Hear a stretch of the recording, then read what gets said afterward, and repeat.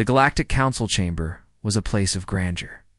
Its vast hall stretched like a dome carved from starlight, walls glowing faintly with alien crystal patterns. Delegates from 100 worlds sat in curved rows, their voices rising and falling like waves. Some had scaled skin, some bore wings. Some were no more than living clouds of energy, yet all shared one thing in common: distrust toward the new species that had arrived on the galactic stage. That species was humanity. The council was gathered to decide whether humans would be accepted into the alliance of star nations. Many factions were divided, some seeing potential in humans' rapid growth, others warning they were too bold, too unpredictable. At the center of opposition stood the most feared voice of all the Zeroth Dominion, their ruler. Queen Sarivra towered above most in her seat of command. She was tall and lithe, her form wrapped in silver-blue armor that shimmered like frozen mist. Her eyes burned a cold violet, and her crown of living metal twisted like a crown of thorns. When she spoke, her voice carried the weight of centuries. Firm and sharp like a blade. "Humans are reckless," Sarivra declared, her tone echoing across the chamber. "They rise too quickly. They breed chaos wherever they go. To grant them a seat among us is to invite disorder into the heart of the galaxy." Some delegates nodded, murmuring in agreement. Others shifted uneasily, reluctant to cross the Queen but unwilling to fully condemn the humans. The High Speaker of the Council, a being of golden light, lifted a hand. "The humans have requested a chance to speak for themselves. They believe they can bring strength, not ruin." The doors at the far end opened. The human delegation stepped inside. They were a small group compared to the vast alien powers represented here. Dressed in simple uniforms of navy blue, with Earth's emblem stitched across their shoulders. At their head walked Captain Elias Ward.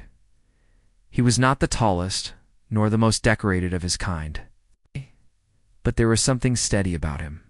His eyes held a calm determination, his shoulders bore the weight of experience.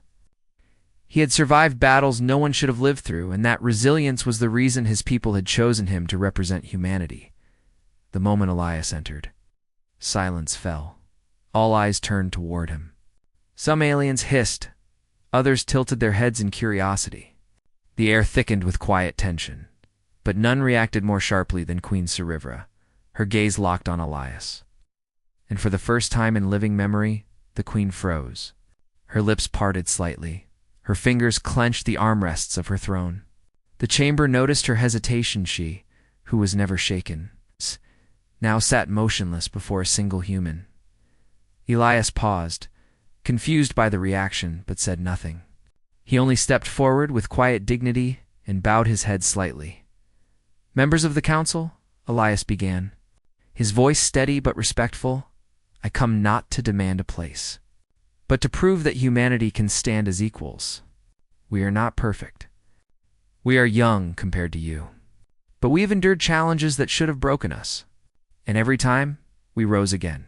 Some scoffed, unimpressed. A winged delegate muttered empty words. Another hissed, "Fragile flesh cannot last long in the stars." Yet Sarivra said nothing. She kept staring at Elias, her violet eyes narrowed, her breathing controlled but uneven. The High Speaker gestured.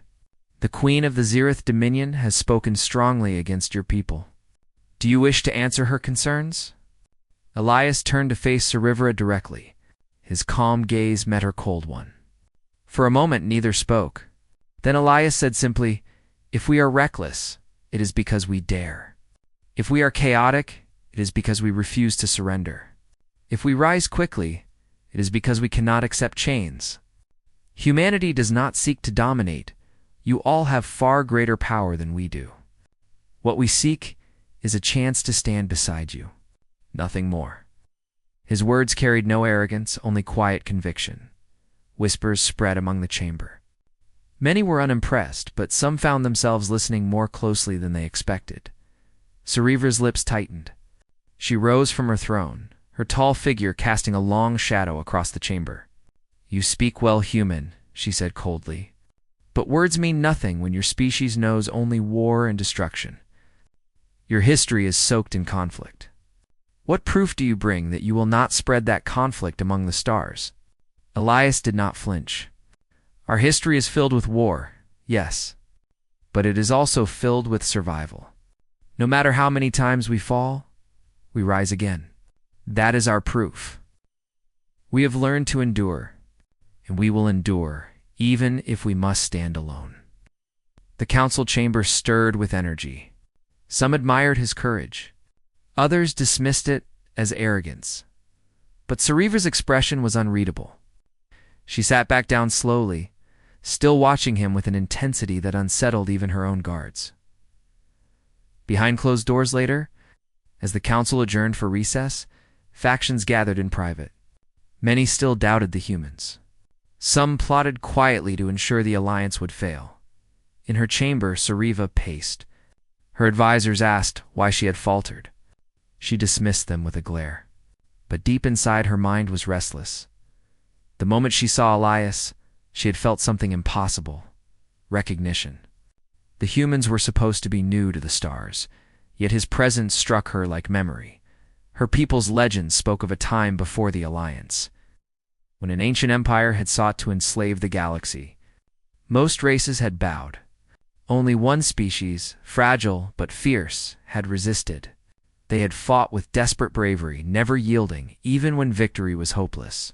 The legends said they vanished long ago, destroyed or forgotten. Yet when she saw Elias, she remembered the descriptions from those ancient texts. The fire in his eyes was the same, the defiance in his stance, the same fragile flesh, but the same unbreakable spirit. Could the humans be the descendants of that lost species? The thought unsettled her. The silent tests over the following days as debates continued, subtle tests began. Certain alien factions, fearing the rise of humanity, arranged quiet challenges. A corridor suddenly depressurized, testing human reflexes. A data feed scrambled, forcing their scientists to adapt quickly. Food meant for them was swapped with alien rations almost impossible for human biology to digest. Through it all, Elias and his team adapted. They struggled, but they did not break. Each time, they found a way to survive. The council watched. Some still saw recklessness. Others began to see resourcefulness. Sarivra watched too, always silent, always studying. The more she observed, the more uneasy she became. It was as though history itself was repeating before her eyes. The sabotage, the turning point, came when alarms shattered the council's peace. Red lights flashed through the orbital station. Voices cried in panic. Sabotage. Someone shouted. The reactor is overloading. The station shuddered as energy levels spiked dangerously. If it detonated, the entire council would be destroyed, and humanity would certainly be blamed. Accusations flew instantly. Some pointed at the humans. They brought this danger. But Elias stepped forward. Blame me later? Right now, I can stop it. Ash! The high speaker hesitated. The queen said nothing, her gaze fixed on Elias, without waiting for permission. Elias and his small team ran toward the reactor core. He knew it was a trap. Someone wanted humanity to fail. But he also knew, if they did nothing, millions would die. Cliffhanger inside the core chamber, heat and energy swirled like a storm. The sabotage device pulsed with unstable power. Elias stared at it, his mind racing. The humans had limited tools, but they had ingenuity. He began giving quick orders, directing his team with sharp precision. They tore into panels, rerouted systems, improvised with whatever they had. Time ticked down. The energy grew unstable. In the observation chamber above, Sarivra watched. Her advisors urged her to declare humanity guilty, to order their arrest. But she raised a hand, silencing them. Her eyes never left Elias. She remembered the legends again. She remembered how that ancient species had stood when all others knelt. And now, this human did the same, walking willingly into death. Not for conquest, but to save strangers who despised him, for the first time in centuries. The queen felt doubt in her convictions, as the energy surged toward overload. Elias shouted one last order, and the scene cut to white. The control chamber shook as alarms screamed through the orbital station. Sparks fell from the ceiling, and energy pulses roared inside the reactor core. Every delegate in the observation decks watched in fear. The humans were inside the danger zone. Elias Ward and his small team fought against the countdown. The sabotage device hummed like a heart ready to burst. If they failed, the station would explode, destroying the entire council and every leader within it. Humanity would not only be blamed but erased from history. The trail of fire sweat dripped down Elias's forehead. The heat from the reactor was unbearable, but he kept his focus sharp. His hands moved quickly, pulling wires, rerouting circuits, and giving orders to his teammates. "Jensen, hold that conduit steady," Elias barked. "I can't. It's overloading," Jensen shouted back. "Then use your jacket. Wrap it. Don't let the charge hit your skin." They improvised, using cloth, tools, even metal plates scavenged from the floor. They had no advanced alien tech, no specialized equipment. But humans had always survived by adapting, and Elias trusted that instinct more than anything. The countdown timer glowed bright. Red, 10 minutes left. Above them, in the observation deck, Queen Sarivra stood like a statue, her violet eyes narrowed, watching every move the human made. Her advisors whispered urgently, "Your Majesty, we must accuse them now. Order their arrest before the reactor fails. They will kill us all." But Sarivra raised her hand, silencing them. She did not speak. She simply stared at Elias, her expression unreadable, her mind racing. "Why do you fight so hard, human?" she thought. "Why risk yourself for a council that despises you?" The other delegates shouted across the chamber. Some demanded humans be punished. Others argued that this was no time for blame. But everyone kept glancing at the Queen, waiting for her judgment. Desperate measures sighed the core. Elias studied the sabotage device. It wasn't simply a bomb, it was designed to resist tampering. Whoever built it wanted failure to be certain. "Captain," his engineer, Talia, gasped. "This isn't just an overload. If we cut the wrong wire, it triggers immediately." Elias clenched his jaw. "Then we won't cut it." "What do you mean?" "We'll reroute the energy, not stop it. Give it another path to burn out." It was risky. Too much energy, and it would fry them alive. Too little, and the device would still explode. But Elias had no time for doubts. He trusted his instincts. "Do it," he ordered. They tore open panels, dragging cables across the chamber, creating a makeshift channel for the energy. Sparks burst, scorching their uniforms. The reactor roared like thunder. 5 minutes left. The Queen's memory, as Sarivra watched. Her mind drifted back to her people's oldest records. The Chronicles of Resistance told of a fragile species, long forgotten. They were weak in body, but fierce in spirit. When the ancient empire rose to enslave the galaxy, all others had bent the knee. All but them, they fought with scraps and broken tools, yet they stood against warships and armies. They saved countless worlds, including the ancestors of the Zereth Dominion. The records said that species vanished in fire and ruin. Some claimed they were wiped out.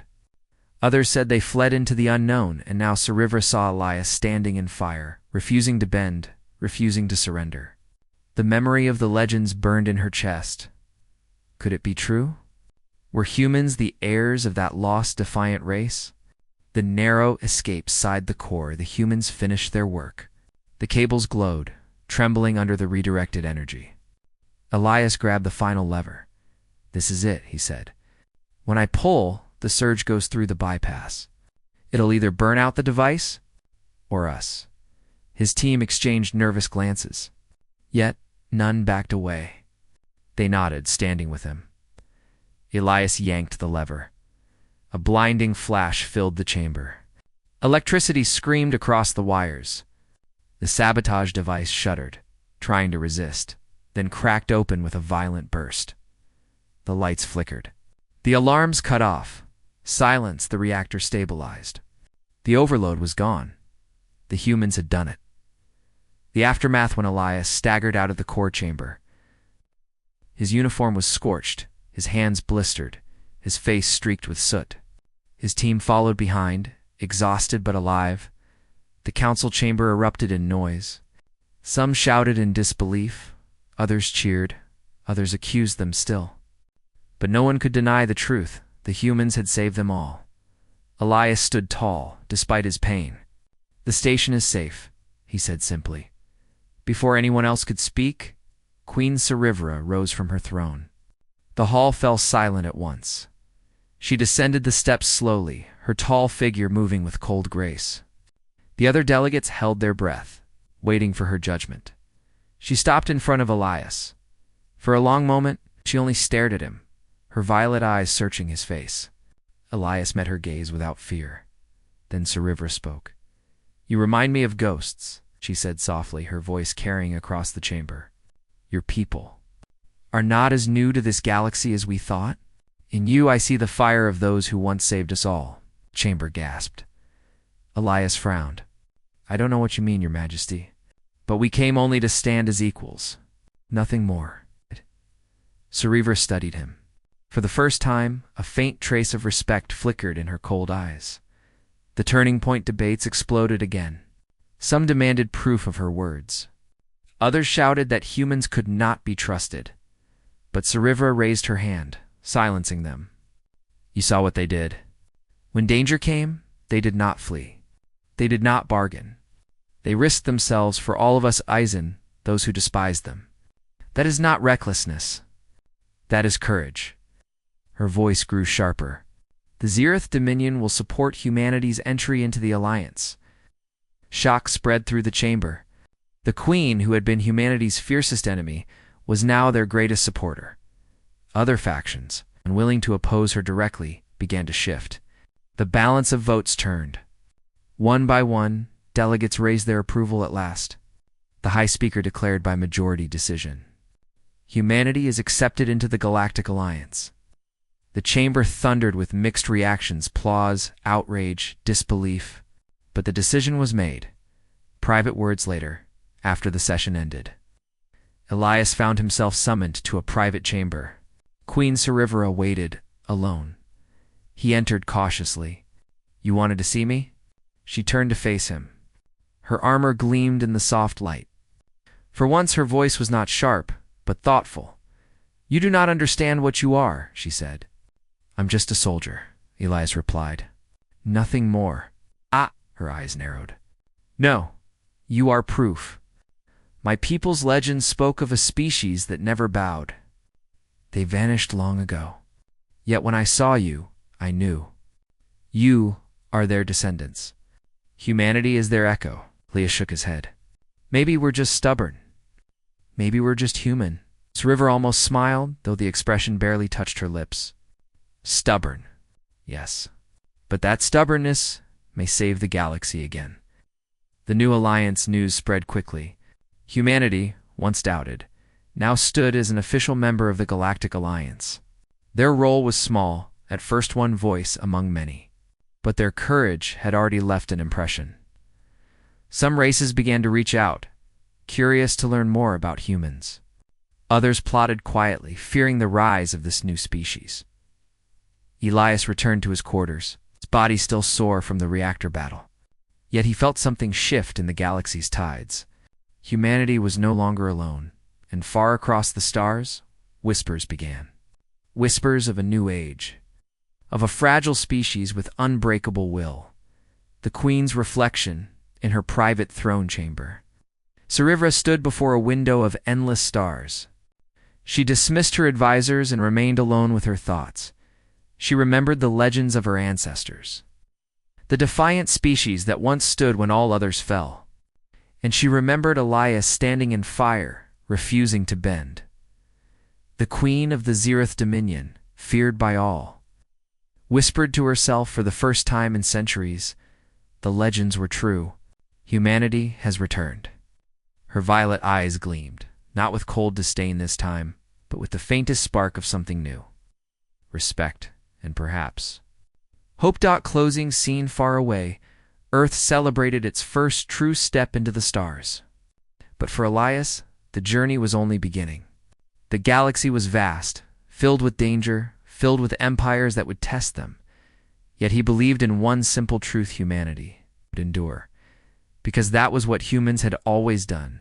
And somewhere, in the silence of space, an alien queen who once opposed them now watched with guarded eyes.